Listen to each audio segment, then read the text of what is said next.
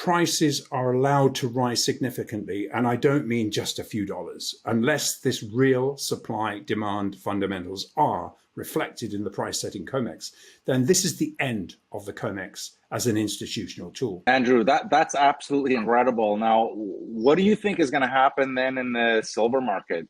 Yeah, for silver, unless prices are allowed to rise significantly, and I don't mean just a few dollars, unless this real supply-demand fundamentals are reflected in the price-setting COMEX, then this is the end of the COMEX as an institutional tool. I mean, the implications of that are enormous. And we've already evidenced COMEX liquidity flowing out into more efficient physical hedging options. We'll look at that more in a second. But in fact, the risk-free natural arbitrage that market-making insiders are capitalizing on by bilaterally settling these exchange for futures, silver futures into a T+2 deliverable spot contract, i.e. the EFP is simply a mechanism where you can take a COMEX contract, you can transport it into the over-the-counter market, and it's a bilaterally settled ability to T+2, in other words, a 2-day delivery on the futures market, on the spot market. And then what you're doing there, a refiner would do that, other people would do that. You'd lock in a physical price, but you're not going to do this at these bastardized prices. There's no other word for it. And already it's being capitalized on by large Indian and Chinese buyers. So while traders are hoodwinked into believing the COMEX price is the only price, a chasm has been ripped open and the silver hedging mechanisms are migrating to competing physical exchanges. Now, much like when the LME and the nickel blowout happened, once trust is lost, liquidity will find another home. And that is exactly what's happening now. Consistency, and to put our questions in order, we usually start off by picking up the thread from our last market update, which was 2 weeks ago. And there are a ton of questions coming in right now. So can we just start off this episode here with a quick review of what's gone on in the last 2 weeks? Absolutely, Shane. And I can see you're in the jungle there. A little bit of fun for you. Look, we're going to talk about this jungle today, but you're in a jungle which I much prefer to be in, to be honest. But yeah, let's get into it. And Shane, I must say, there are some lovely backdrops in some of our interviews. And if it's not a lovely tree and a lake, it's the jungle. But anyway, guys, let's get to the question. And that's a great question. I know that you've got it. You've kind of honed out a load of questions. So look, when we talk about, I'm going to start about talking about the bearish crosses. Now, please don't switch off here. A bearish cross that drives the gold price and gold and silver price is simply because gold and silver are foreign exchange crosses. And if the dollar is rising, the natural reaction to that is to sell or buy gold and silver, depending on whether the dollar's rising or falling. So, I mean, obviously, that's just the paper side of the market. But we've had 2 solid weeks of these bearish crosses, and it's been driving these speculative algos to tick for tick sell gold and silver futures. And of course, we're in the middle of summer here, in liquid conditions. Most people are at the Hamptons, desks are on skeleton staff. So really, we're seeing an accentuated move, but it also helps us to look at the footprints. And we'll look at what to expect next week as the September COMEX futures positions roll right off the board, but into what are unprecedented, deeply backwardated conditions. We've talked about backwardation. It simply means that the futures market is cheaper than the cash price. Okay. So in September, it should be pretty much at par, but in December, it should be at a massive contango, a premium. So in fact, what really has our attention is that overnight, now we're recording this on Wednesday, the 24th of August, overnight, December silver futures, not the September contract that's about to run out, the December contract reverted into an unprecedented 5.4 cent discount to the spot cash market, which if you add in the carry costs for this contract to when it expires, it really equates to an arbitrable $900 discount per contract to spot silver.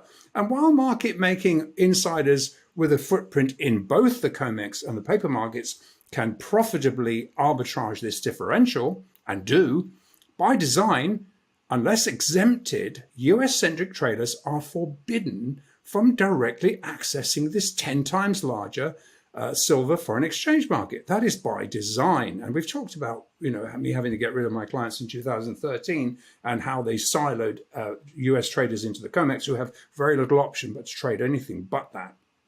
So what this is telegraphing is that due to this synthetic siloed effect, the blinkered spec-driven COMEX silver pricing mechanism has completely broken away from the real wholesale delivery markets. Now, the divergence illustrates just how disconnected the price-setting non-delivery COMEX market is from reality. However, as we're going to see in a minute, speculators are the patsies here, with the house insiders betting for higher prices against them.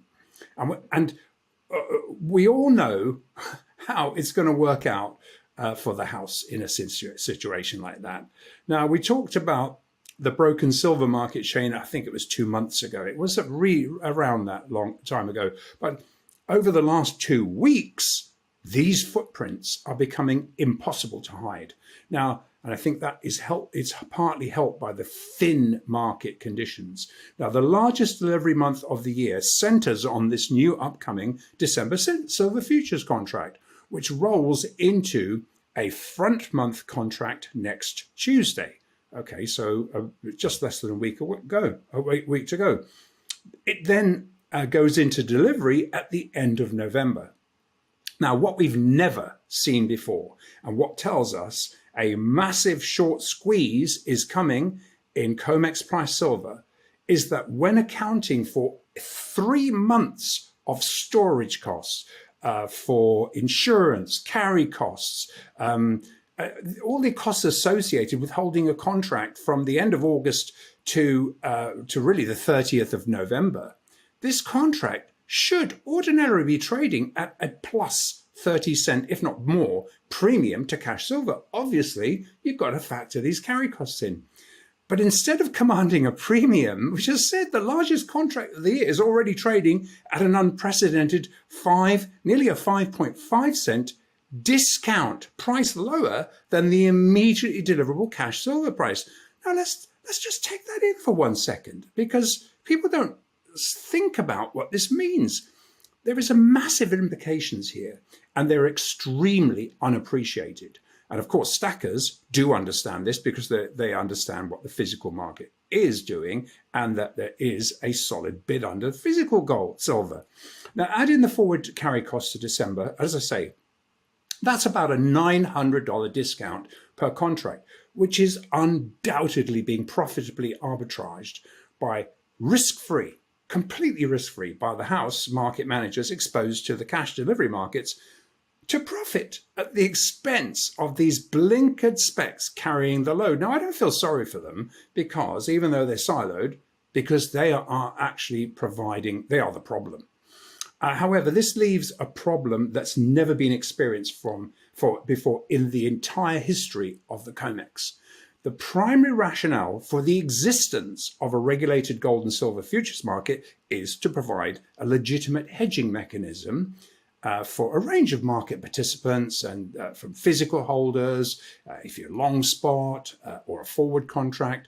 And of course, these contracts are relied on by refiners, producers, and ultimately, this leads into the leveraged multi-billion-dollar derivative bets identified in the OCC report, the Office of the Comptroller report, that we've talked about multiple times. Now, look, it's not rocket science to discern that with an already nearly 5.5 cent discount to spot and no 30 cent premium or contango to anchor your hedges onto, at inception, this poses the institutional market a negative carry cost of about $1,750 per contract. I mean, worse, as a Swiss refiner told me this week, given this paper discount is counter to very strong physical demand, this means there is a high risk that this negative correlation reverts. And I mean, refiners are shaking their heads. something has to give here because it is so blatantly counterintuitive. So as a result, this means that the December COMEX futures are off the menu now altogether as a hedging tool. Now, off the menu, that is for everyone but the naked short speculators, siloed inside the COMEX future markets. And the COMEX tail, what we're saying here, has wagged the spot physical dog just that once too often.